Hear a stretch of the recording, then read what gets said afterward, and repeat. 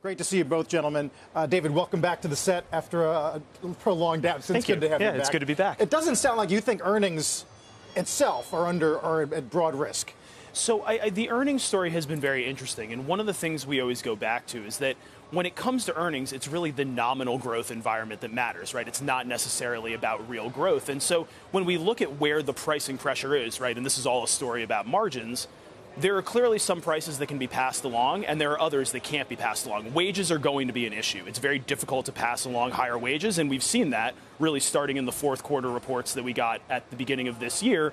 Raw material costs, intermediate costs, those are easier to pass along. And what I think is most interesting is you're beginning to hear anecdotally that businesses are thinking about taking their foot off the hiring pedal. And we know that the labor market is really kind of the linchpin here that links the economy to the inflation narrative. And so while I struggle to see the soft landing that the forecasts are suggesting, I do think that earnings may be more resilient than people were originally thinking. Delano, you agree? And if you do, where does it lead you in terms of a market playbook, at least for now? I do agree, Carl. And I think, looking at what the retailers signaled was that consumers are still spending, but they shifted from the discretionary items to items that they feel like they need more right now. And I think that's a big thing that was just being mentioned by the other panelists is that, if we're seeing those wages slow down, if we're seeing companies freeze hiring and also take away some of their plans to grow on the hiring front, that leaves me thinking of what I want my proposal to be. And obviously, we mentioned banks earlier today. That's obviously an area with interest rates rising that investors should look to have their portfolio shifted to and rebalance to, as well as more of those staples, Carl. That's still where I'm allocated as far as, my portfolio is looking. David, question for me. Out here, everybody's talking about how Europe is in much worse shape than the U.S. as far as the economy right now, much closer to recession, dealing with the high oil prices. How does that not affect earnings estimates for U.S. companies if Europe goes into recession?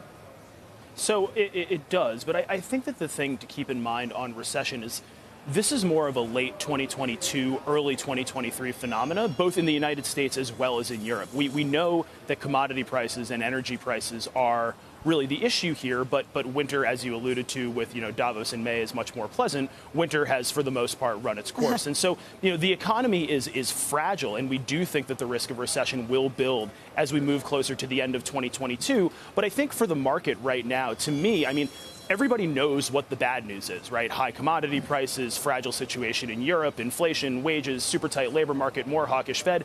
There's no good news. And so in order what gets this market turned around, I think is going to have to come from the earnings front and really businesses saying, look, we recognize that it's challenging out there. We're continuing to make money. We see risks building into 2023, but we're trying to find something that gets the market moving in a more positive direction. And I still think, while maybe not in aggregate, there are going to be certain parts of the market where the earnings complex really does that heavy lifting. What parts of the market? Because, obviously we just got some retailers sort of confirming many people's fears as opposed to combating them. Right. No, absolutely. Consumer discretionary, that's what you would expect to struggle in this type of environment.